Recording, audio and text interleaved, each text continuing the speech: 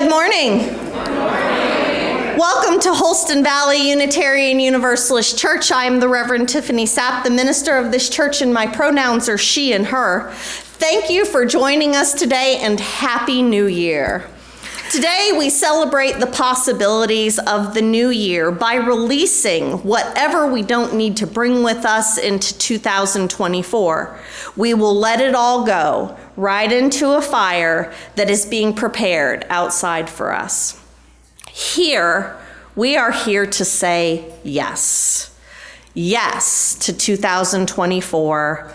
Yes to the possibilities of our lives, and yes to the leading of love. But to make room for all of those yeses, we start by clearing the way with fire.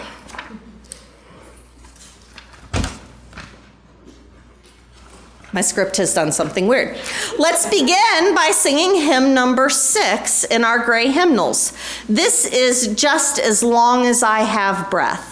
Let's rise in body or spirit and raise our voices together. That is hymn number 6 in our thicker gray hymnal.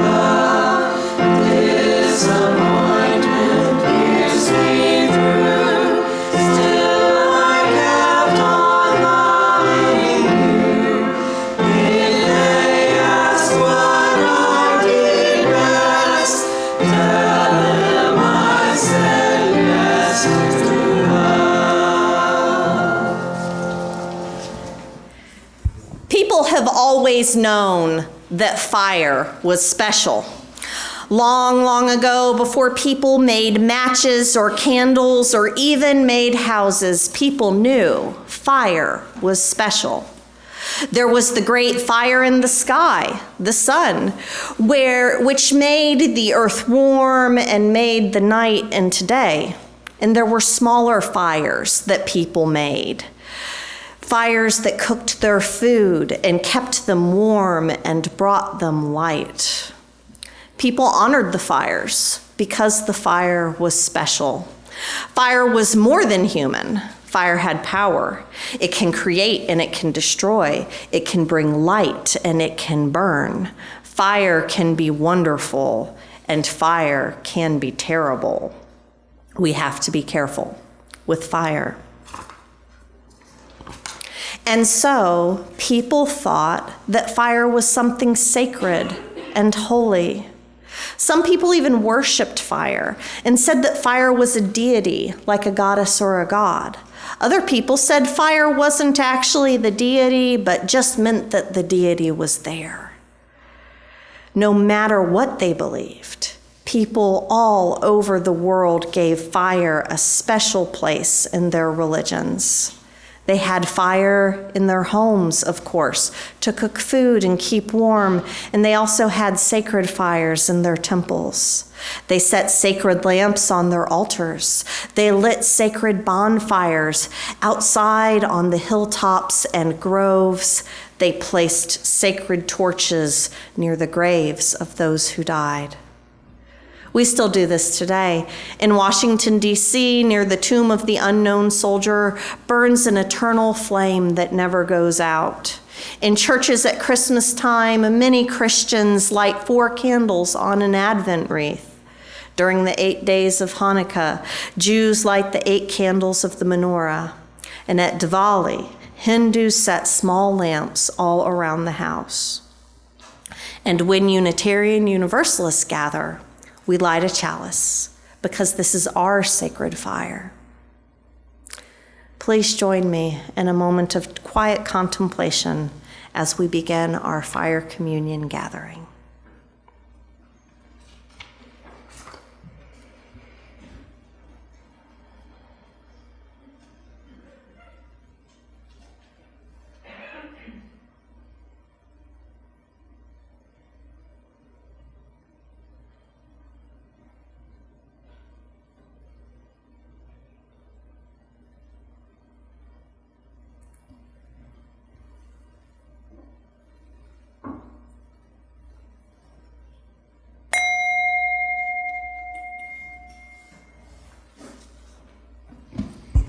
Good morning. I'm Bradley, and I'm your service leader today. Thank you for your presence, your voices, your light today. We are so glad you are here. Fire is a symbol of transformation. It turns wood into ash, it turns raw food into dinner, and it creates ritual opportunities for letting go. Our vision for community here is also one of transformation, that we will always be changing, both individually and collectively. Let us say our vision statement that is printed in our bulletins together as we light our chalice. We work together as a church to transform ourselves, our community, and our world by sharing love, pursuing justice, and seeking wonder. We'd like to invite our kids, parents, and kids at heart to come down to join Reverend Tiffany for a time for all ages. Good morning. It is so good to see you all. I feel like it's been forever since we've gotten up here together. So how's your new year going so far? Good? Good? Thumbs up? Some thumbs up, some halfway. I gotcha. So today we are celebrating New Year's with a service that we all get to participate in called Fire Communion. And to get ready for it, I was wondering if you all could tell me some things that you already know about fire. What do you know about fire? It's hot. Fire is hot. Good. Fire hot. That's rule number 1. What else?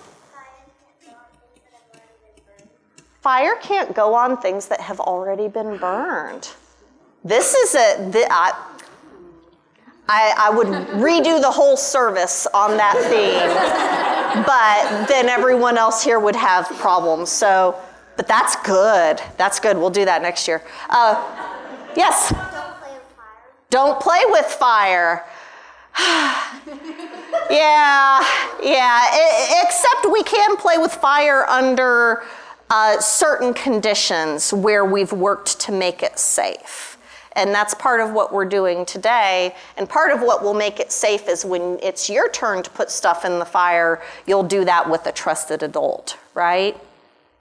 Well, so I think it's interesting that we often think about fire as something that destroys, right? It can burn and it can hurt us. It can even burn down entire forests when it gets out of control, can't it?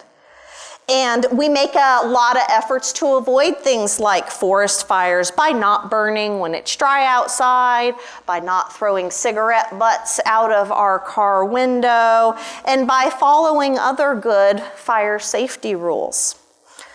But there is a very special tree that loves fire, and it is called the lodgepole pine. Fire is an important part of its life cycle. I'm seeing a face that's like, how could a tree possibly love fire? And that's what I'm here to tell you about. So, has anyone heard of the lodgepole pine? Okay, a couple of adults, awesome. Well, it's time to share the story of the lodgepole pine with the next generation. So the lodgepole pine grows out west, where things are drier and much more likely to catch fire.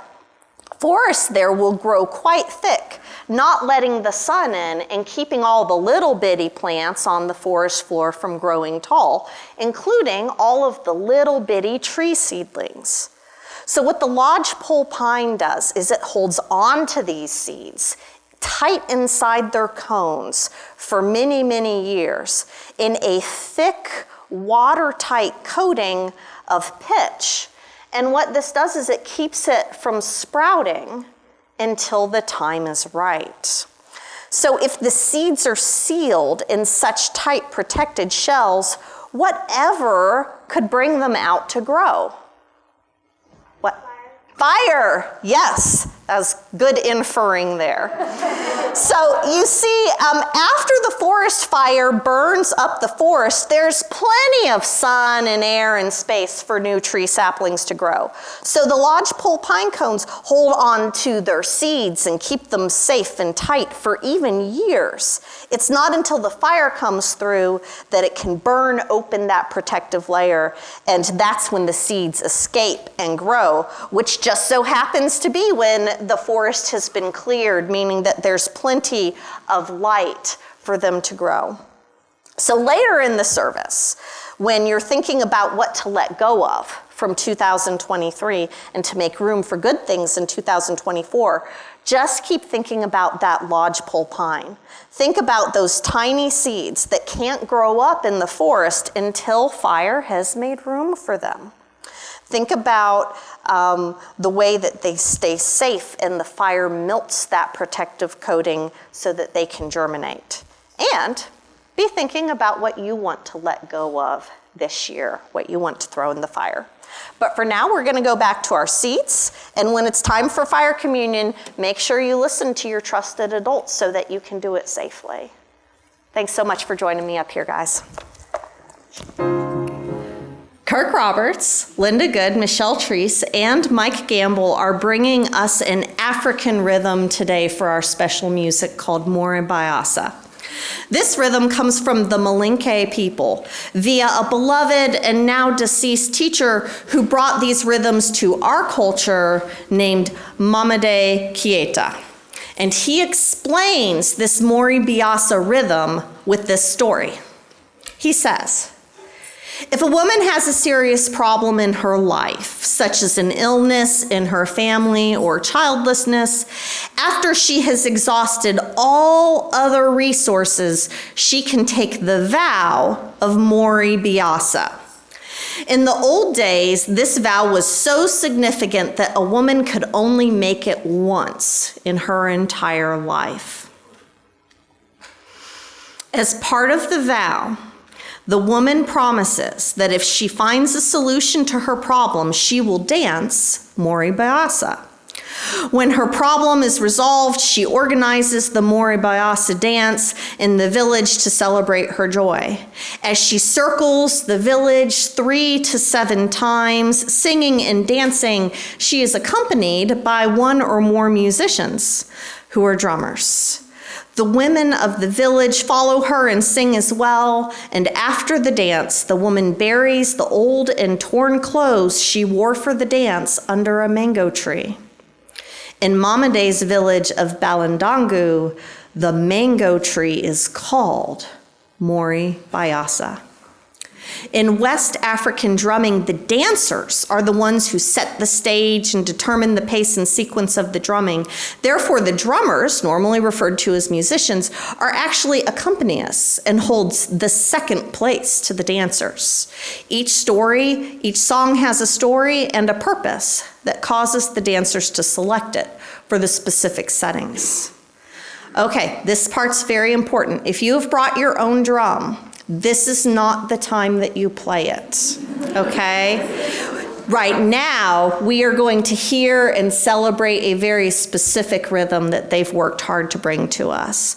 So as we just listen to this rhythm, invite it into our bodies so that we can share in the relief, the joy, and the dance of letting go.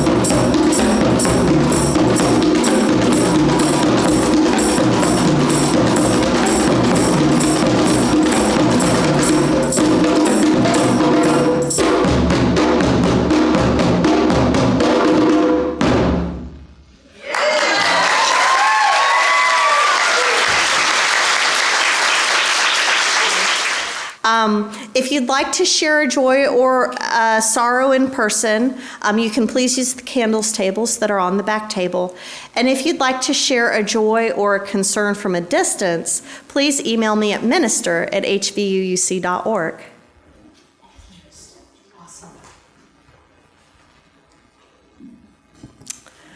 This is a joy from Tristan.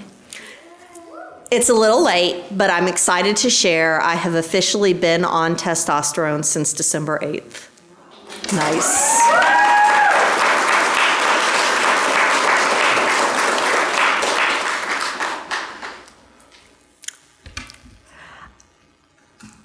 And I know that we've always got things that are on our minds and hearts that we don't write in the candles cards. And I'm glad that we're a place that can hold those things.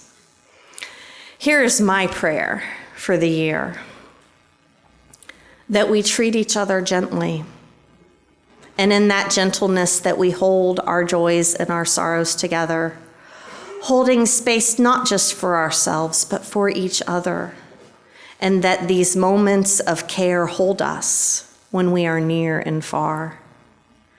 We light these candles as a sign of the gravity of our own lives.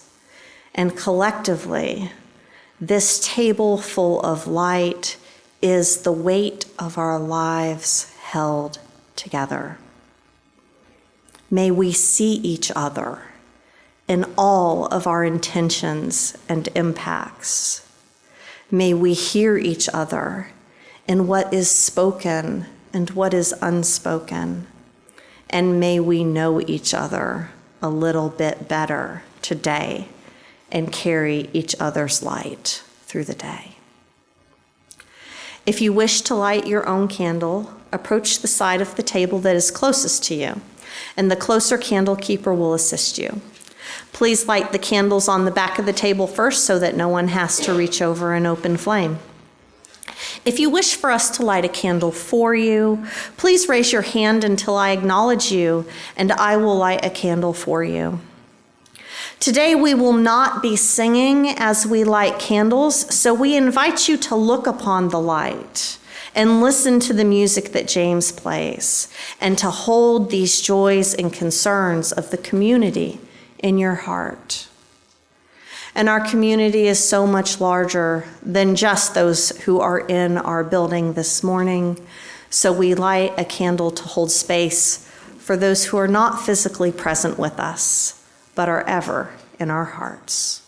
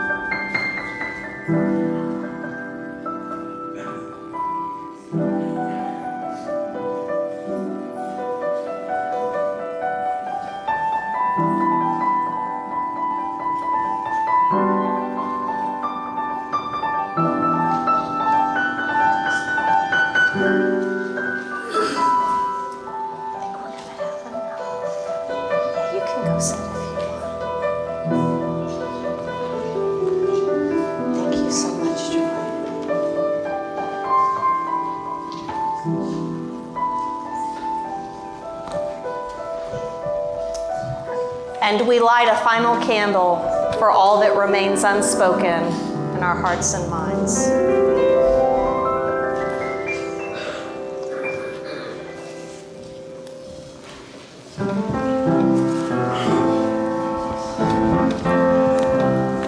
When I breathe in, I breathe in peace. When I breathe out, I breathe out love. When I breathe in, I breathe in peace. When I breathe out, I breathe out love. When I breathe in, I'll breathe in peace. When I breathe out,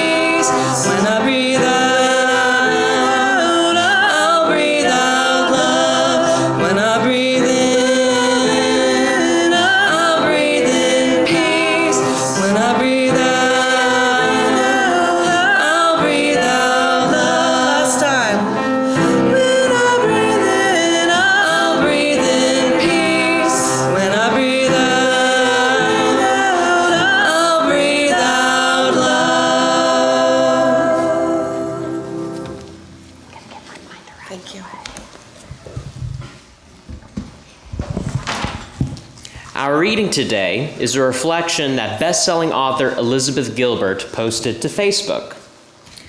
Some years ago, I was stuck on a crosstown bus in New York City during rush hour. Traffic was barely moving. The bus was filled with cold, tired people who were deeply irritated with one another, with the world itself. Two men barked at each other about a shove that might or might not have been intentional.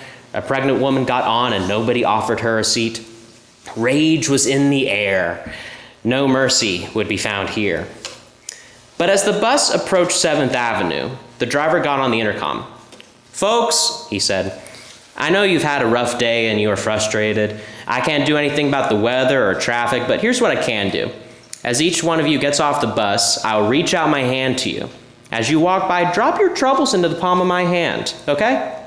Don't take your problems home to your families tonight. Just leave them with me. My route goes right by the Hudson River, and when I drive by there later, I will open the window and throw your troubles into the water." It was as if a spell had lifted. Everyone burst out laughing. Faces gleamed with surprised delight. People who had been pretending for the past hour to not notice each other's existence were suddenly grinning at each other like, "Is this guy serious?" Oh, he was serious. At the next stop, just as promised, the driver reached out his hand, palm up, and waited. One by one, all the exiting commuters placed their hand just above his and mimed the gesture of dropping something into his palm. Some people laughed as they did this, some teared up, but everyone did it. The driver repeated the same lovely ritual at the next stop too, and the next, all the way to the river.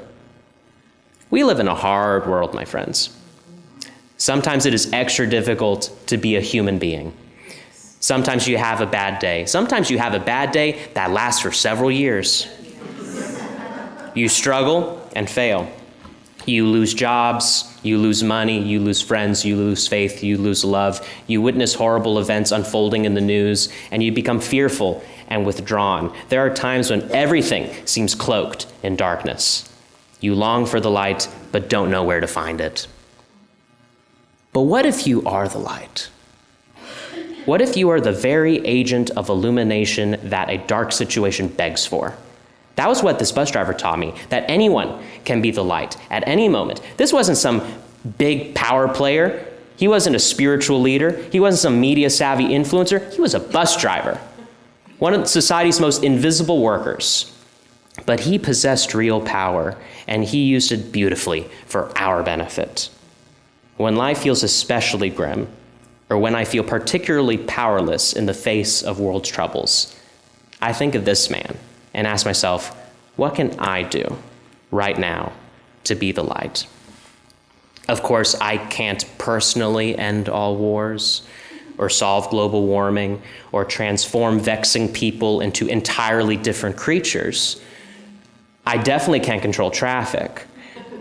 But what I do have is some influence on everyone I brush up against, even if we never speak or learn each other's name. No matter who you are, or where you are, or how mundane or tough your situation may seem, I believe you can illuminate your world. In fact, I believe this is the only way the world will ever be illuminated, one bright act of grace at a time, all the way to the river. The new year is such a strange time. We've made it through the holidays with their ups and downs. And while it's not a universal experience by any means, the holidays open the doors to overindulgence, family stress, empty wallets, either too much activity or too much idle time, and a weird sense of timelessness where it's a common joke to say, we don't know what time it is, we don't know what day it is, and we've eaten nothing but cheese and chocolate for a week. Yeah, which I mean, there are worse things. But now, here we are. It's the new year. The timelessness of the holidays ends, and many of us are eager to emerge from that liminal time with a new sense of purpose. And it's always a little funny to me because it is a totally arbitrary period of time. This just happens to be when the Gregorian calendar turns over. But this is what we humans do. We make meaning wherever we find it. And it makes sense that the turning of the calendar would invite us to reflect on what newness we want to bring into our lives and what we want to let go of to invite and make space for that renewal. Some take this turning pretty seriously. New Year's resolutions are absolutely a serious business to people selling gym memberships and diets. I'm not a fan of either. Therapy, financial planning apps, and language learning apps also have a boost in business connected to New Year's resolutions. Someone in my family has resolved to learn Russian this year just because it sounds like a cool language to yell at his friends in. I get tickled by the more offbeat New Year's projects that embrace a sense of fun over self-improvement. Because really, a lot of us need more fun and more rest, more than we need self-improvement. A good friend of mine decided that 2024 is the year she's finally going to befriend a crow. Maybe I'll let you know how that goes in December. The idea of making resolutions fun was adopted by many of us from a blogger that calls herself Song of Sereneth. She says, every time I ask people if they do any New Year's resolutions, it's all, ooh, I don't like making them because I fail, or oh no, I could never keep up with that. And then when they ask me, I tell them about Pasta Quest. I am eating as many different pasta shapes as possible in the space of a year.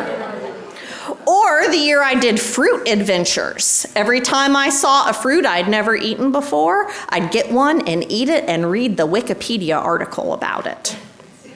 And my friends are like, oh, hang on. I forgot you can make a fun one. I want a fun one. And I totally get that us here are all in different places and we all need different things because we're all in different stages of our lives. But for me, the idea of a fun one, or really maybe just resolving to have more fun in general, sounds really appealing. It sounds like that might be the sort of healing energy that I need in 2024. And that's kind of my point, is that we can make 2024 whatever we want it to be, whatever we need. So what do you need? What do you want 2024 to be? Think about it for a moment. What seeds do you want to plant in the fertile soil of your lives after the ground thaws? What do you want to see grow in your life? It can be anything. Laughter, education, health, testosterone, energy, friendships, freedom, awareness, appreciation, peace, love, joy, hope. In a moment, we're going to think about what we want to let go of as a way of clearing the way for these good things. But I think we need to understand what we're clearing the way for. What seed has been dwelling in the lodgepole pine cone of your heart, waiting for its moment to be released and grow in the right conditions? What do you need to burn in order to release that seed? Or, to use the other metaphor, what do you need to throw into the Hudson River? What's a completely unnecessary burden that you're still carrying around? Our community is here with our hand outstretched. What will you surrender today? The new year calls us forward, filled with mystery. As we turn toward that new year, we will take a final glimpse of the past year and reckon with all that it held for us. In your bulletins are pieces of paper. There's 2, so you can share with someone who didn't pick up a bulletin. At the end of each row of chairs, there are pens if you need one. Take a piece of the paper and reflect on the year behind you. Consider what you might leave behind today, burning it brightly so that it changes form and disappears. What parts of our lives, what things, ideas, people, ways of living, what parts of our lives have become obstacles to becoming the people we want to be, the people we need to be? What's holding you back? What's getting in the way of you living as fully as you'd like to? What might you burn away? What might you relinquish? Write a word or 2 on the paper. Nobody will see it except you, the flame, and the universe. While you reflect on what you wish to burn away, we are going to play some reflective music on the piano. When you're ready to burn it up, go out the front doors, turn left, and you will find a well-tended fire pit. In the winter quiet, cast your paper into the flame and be free of those burdens before returning inside. If you do not wish to do the burning yourself, hold up your paper high in the air and we will collect it and burn it for you.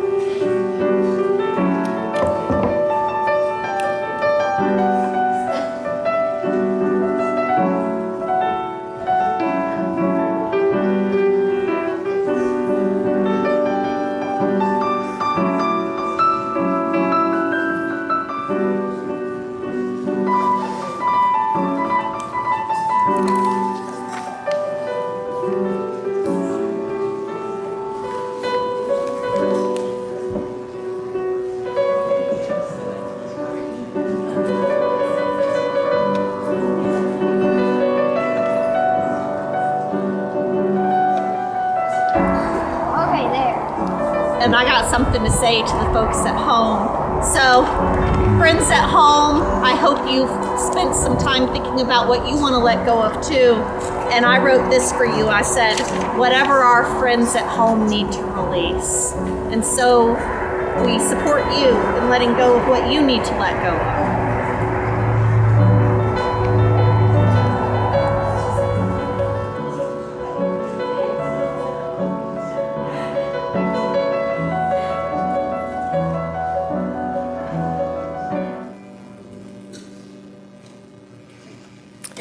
If the past year held joy and growth for you, may that sweetness continue to bless you.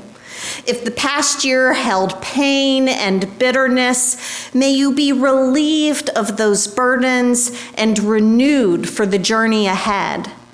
Let us look to the new with hope, with curiosity about its many unknowns, and with faith in our strength to navigate it with grace.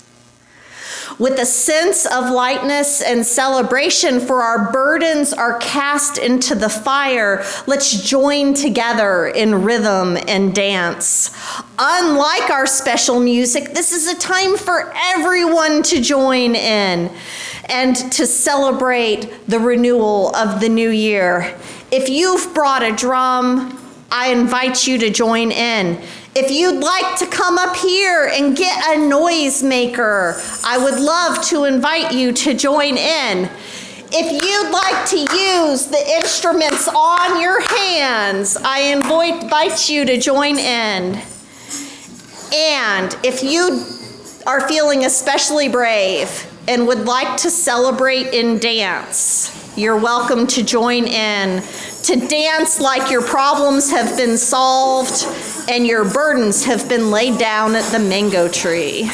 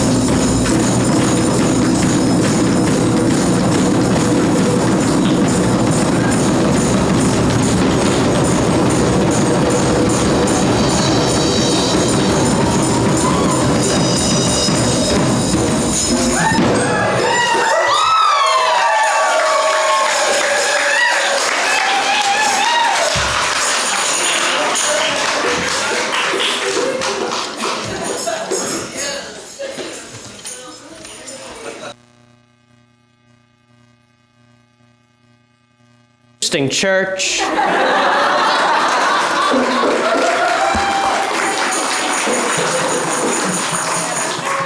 And I surely appreciate being interesting instead of normal. This year, may we trust in the wisdom of the fierce, free, and freaky. Too creative to be contained. Too bizarre to fit standard molds of exploitation. Too unusual to lead us toward the familiar dead ends. Cheers to a year of unhinged dreaming, absurd acts of solidarity and care, and utterly foolish faith in the mysterious love of a wild world that desperately wants us to live. Thank you for being with us today. We'd love it if you could stay for coffee hour. If you're visiting, we invite you to leave your information at the welcoming table and grab a brochure. Mark your calendar for next Monday, January 15th, not tomorrow, next Monday, when we will be marching in Johnson City's Martin Luther King Day's Unity Walk. The walk starts at noon at the Carver Center, but we're going to try to gather around 11:30 around our banner to make sure we don't miss anyone. Our new religious education semester begins this month. Welcome back to our kids and youth after a couple of weeks off for the holidays. Our kindergarten through second grade class begins next week on January 14th with a new curriculum focused on cultures around the world. Our third through fifth grades class has already started with some new teachers and a new curriculum focused on change, but it's not too late to get in on the fun. And our sixth through eighth graders are having a chance to do stellar sex ed for the next few months. And our adult RE1 and adult RE2 classes continue to meet. Come on out to the res at 9:30 on Saturday mornings. We hope to see you there. What did I say? Yeah, no, Sunday mornings. Oh, geez, thank you for catching me on that.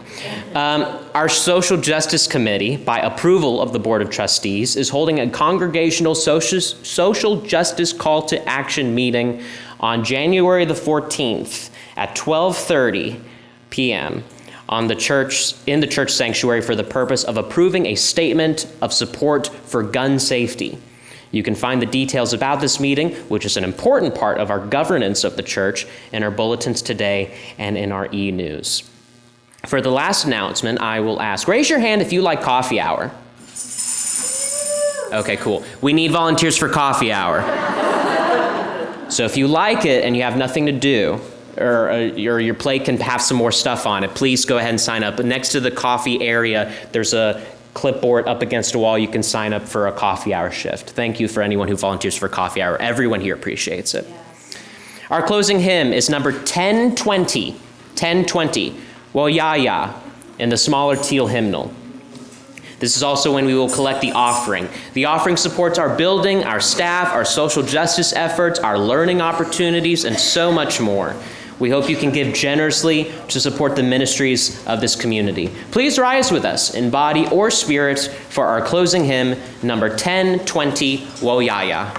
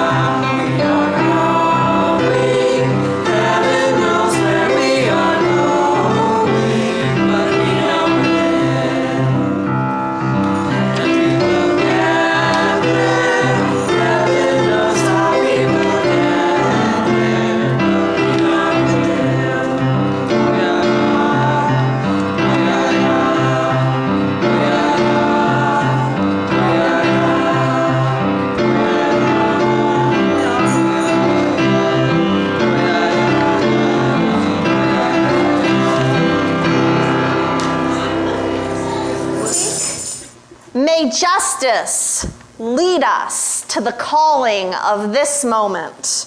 May wonder meet us right where we're at. May we discover our collaborators and our companions, and may love guide us on this journey of transformation.